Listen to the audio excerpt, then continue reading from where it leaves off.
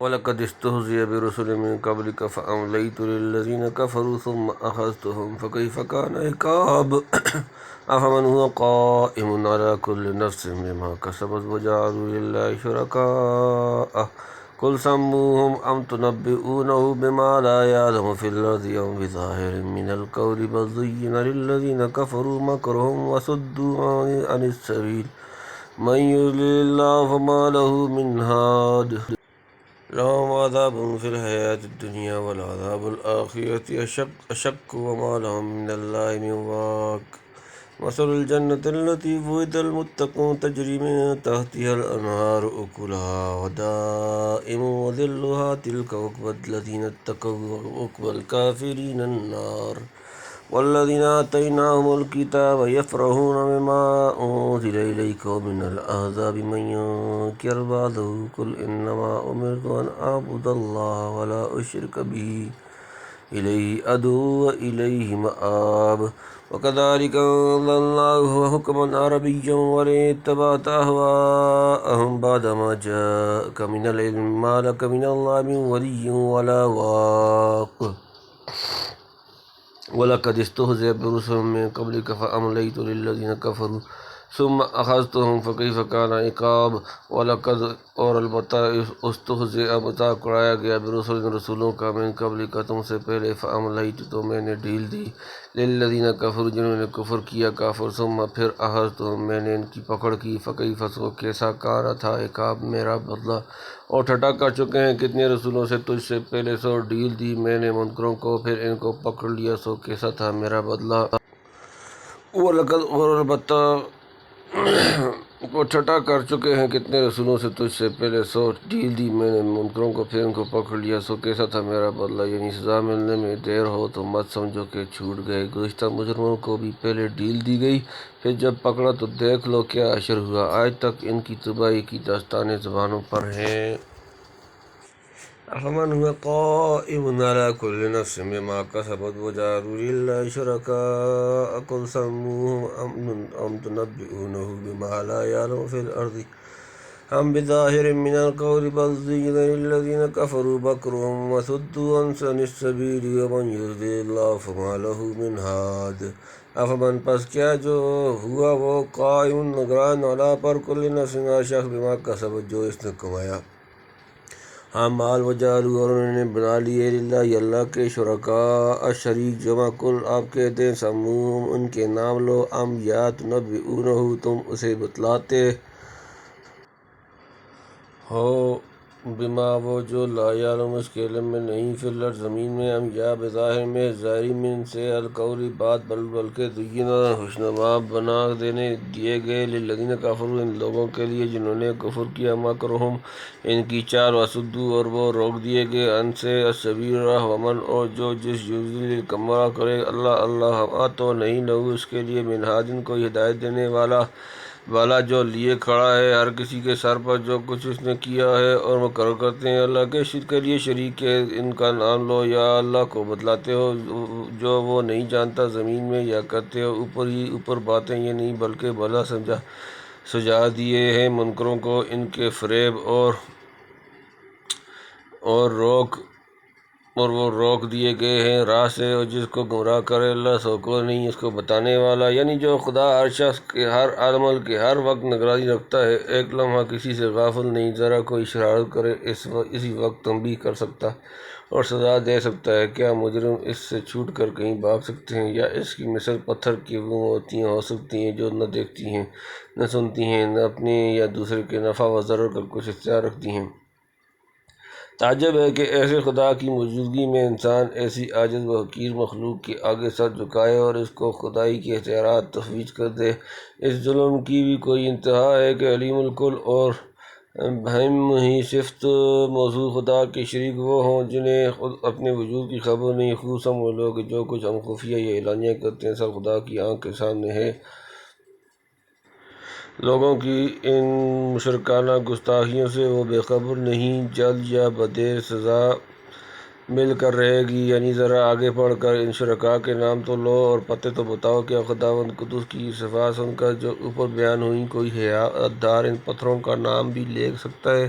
اور بے حیائی سے لات و عزیٰ کے نام لینے لگو تو کیا کوئی عاقل ادھر التفات کر سکتا ہے؟ یعنی خدا کو تو تمام روئے زمین پر اپنی خدائی کا کوئی شریک حصہ دار معلوم نہیں، کیونکہ ہے ہی نہیں جو معلوم ہو۔ کیا تم اسے وہ چیز بتلاؤ گے جسے وہ نہیں جانتا؟ الیاذ باللہ۔ تنبیہ: زمین کی قید اس لیے لگائی کہ بت پرستوں کے نزدیک شرکاء اصنام کی قیام گاہ یہی زمین تھی۔ ابو حیان نے لا یعلم کی ضمیر ماں کی طرف لوٹائی ہے، یعنی کیا خدا کو بتلاتے ہو کہ آپ کی خدائی کے حصہ دار وہ بت ہیں جو ادنیٰ سا علم بھی نہیں رکھتے؟ پہلے فرمایا تھا ان شرکاء کا ذرا نام لو۔ متنبع: فرمایا کہ جس چیز کا واقعہ میں ثبوت ہی نہیں، اس کا نام کیا لیا جا سکتا ہے؟ بتلاتے ہیں کہ کسی چیز کا خدا کا شریک ٹھہرانا خالی الفاظ و صورت محض ہے جس کے نیچے کوئی حقیقت نہیں، مجرد ظن و تخمین اور باطل اوہام سے چند بے معنی الفاظ بمعنی نہیں بن جاتے۔ شاید بظاہر من القول میں ادھر بھی اشارہ ہو کہ جو مشرکانہ باتیں وہ کر رہے ہیں اگر کو قرآن تقلید تعصب سے خالی ہو کر اپنی ضمیر کی طرف رجوع کریں تو خود ان کا ضمیر بھی ان لغویات سے انکار کرے گا۔ اس لیے کہنا چاہیے کہ یہ سب اوپر کی باتیں ہیں جن کو انسانی ضمیر اور انسانی فطرت دونوں مردود ٹھہرا چکے ہیں، یعنی کچھ بھی نہیں۔ شرک کی حمایت میں ان کی مستعدی اور توحید کے مقابلے میں اس قدر جدوجہد خالی نفس کا دھوکہ اور شیطان کا فریب ہے، اسی نے ان کو راہ حق سے روک دیا ہے۔ یعنی جسے خدا ہدایت کی توفیق نہ دے اس سے کون راہ پر لا سکتا ہے، اور وہ اس کو توفیق دیتا ہے جو بااختیار خود ہدایت کے دروازے اپنے اوپر بند نہ کر لے۔ لہم عذاب فی الحیات الدنیا ولہم عذاب الآخرۃ اشق وما لہم من اللہ من واق۔ لہم ان کے لیے عذاب فی میں الحیات الدنیا دنیا کی زندگی اور عذاب الآخرۃ البتہ آخرت کا عذاب اشق زیادہ سخت ہے نہایت تکلیف دہ۔ وما اور نہیں لہم ان کے لیے من اللہ سے من واق کوئی بچانے والا، ان کو مار پڑتی ہے دنیا کی زندگی میں اور آخرت کی مار تو بہت ہی سخت ہے، اور کوئی نہیں ان کو اللہ سے بچانے والا مجاہدین کے ہاتھوں سے یا بلا واسطہ قدرت کی طرف سے، یعنی بے سزا دیے چھوڑے گا نہیں، پھر وہاں کی سزا کا کیا پوچھنا۔ مثل الجنۃ التی وعد المتقون تجری من تحتها الانہار اکلها دائم وظلها تلک عقبی الذین اتقوا وعقبی الکافرین النار۔ مثل کیفیت الجنت جنت التی وہ جو کہ وعدہ کیا گیا المتقون پرہیزگار جمع تجری بہتی ہے من تحتها اس کے نیچے الانہار نہریں اکلها اس کے پھل دائم وظلها اور اس کا سایہ تلک یہ عقبی انجام الذین اتقوا پرہیزگاروں وعقبی اور انجام الکافرین کافروں النار جہنم۔ حال جنت کا جس کا وعدہ ہے پرہیزگاروں سے بہتی ہیں اس کے نیچے نہریں، میوہ اس کا ہمیشہ ہے اور سایہ بھی، یہ بدلہ ہے ان کا جو ڈرتے رہے، اور بدلہ منکروں کا آگ ہے جس کی کوئی نوع کبھی ختم نہ ہوگی اور ہمیشہ وہی ملے گا جس کی خواہش کریں گے۔ لا مقطوعۃ ولا ممنوعۃ۔ سورۃ نمبر 56 سورۃ الواقعہ آیت نمبر 33۔ یعنی سایہ بھی ہمیشہ آرام دہ رہے گا، نہ کبھی دھوپ کی تپش ہوگی نہ سردی کی تکلیف۔ لا یرون فیہا شمسا ولا زمہریرا سورۃ نمبر 76 سورۃ الدہر آیت نمبر 13۔ یعنی خدا سے ڈر کر شرک و کفر کو چھوڑے رکھا اہل حق اور اہل باطل کا انجام ایک دوسرے کے بالمقابل بیان فرمایا۔ ضدها تتبین الاشیاء۔ والذین آتیناہم الکتاب یفرحون بما انزل الیک ومن الاحزاب من ینکر بعضہ قل انما امرت ان اعبد اللہ ولا اشرک بہ الیہ ادعو والیہ مآب۔ والذین وہ لوگ جو آتیناہم ہم نے انہیں دی الکتاب کتاب یفرحون وہ خوش ہوتے ہیں بما اس سے جو انزل نازل کیا گیا الیک تمہاری طرف، اور من بعض الاحزاب گروہ من جو ینکر انکار کرتے ہیں بعضہ اس کے بعد قل آپ کہہ دیں انما اس کے سوا نہیں امرت مجھے حکم دیا گیا ان کے اعبدا میں عبادت کروں اللہ اور لا اشرک نہ شریک ٹھہراؤں بھی اس کا الیہ اس کی طرف ادعو میں بلاتا ہوں و الیہ اور اسی کی طرف مآب میرا ٹھکانہ ہے۔ اور وہ لوگ جن کو ہم نے دی ہے کتاب خوش ہوتے ہیں اس سے جو نازل ہوا تجھ پر، اور بعض فرقے نہیں مانتے اس کی بات کہ مجھ کو یہی حکم ہوا ہے کہ بندگی کروں اللہ کی اور شریک نہ کروں اس کا اسی کی طرف بلاتا ہوں اور اسی کی طرف ہے میرا ٹھکانہ۔ جن کو اب قرآن دیا ہے یعنی مسلمان، اور جن کو پہلے تورات انجیل وغیرہ دی گئی تھی یعنی یہود نصارہ، اس چیز کو سن کر خوش ہوتے ہیں جو آپ صلی اللہ علیہ وآلہ وسلم پر نازل کی گئی۔ مسلمانوں کا خوش ہونا تو ظاہر ہے کہ وہ اس کتاب کو فلاح دارین کے کلیہ جانتے تھے۔ باقی یہود و نصارہ میں جو لوگ اہل علم و انصاف اور فی الجملہ حق پرست تھے، ان کے لیے بھی ایک طرف مسرت کا موقع تھا، کیونکہ وہ دیکھتے تھے کہ قرآن کریم کیسی فراخ دلی سے اس کی اصل کتابوں کی تصدیق اور ان کی انبیاء کی تعریف و تعظیم میں رطب اللسان ہے،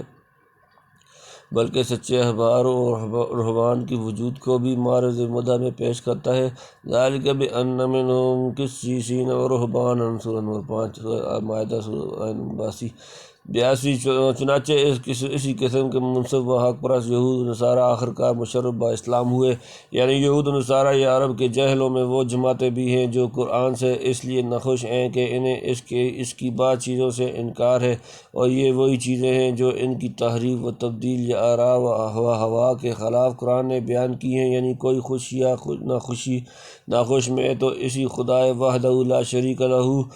کی بندگی کرتا ہوں جس کو سب انبیاء اور ملل بالاتفاق مانتے چلے آئے، اسی کے احکام و مرضیات کی طرف ساری دنیا کو دعوت دیتا ہوں، اور خوب جانتا ہوں کہ میرا انجام اسی کے ہاتھ میں ہے۔ میں اسی کی طرف رجوع کرتا ہوں، وہیں میرا ٹھکانہ ہے، وہی مجھ کو آخرکار غالب و منصور اور مخالفین کو مغلوب و رسوا کرے گا، لہذا کسی کے خلاف انکار کی بھی قطعاً پرواہ نہیں۔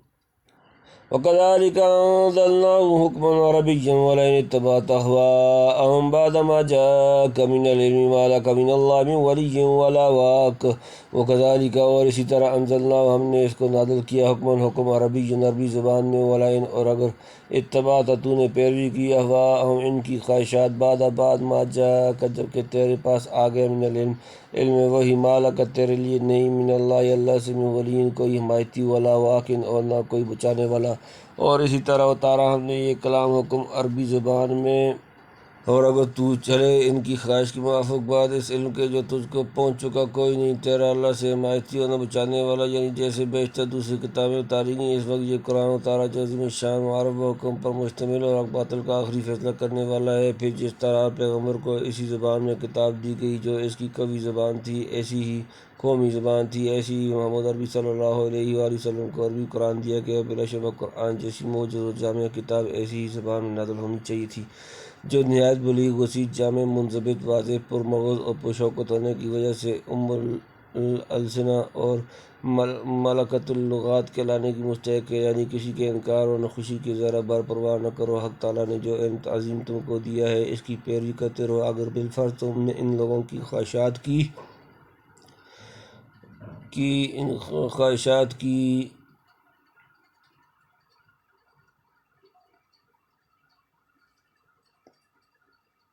طرف جھک گئے تو اس کے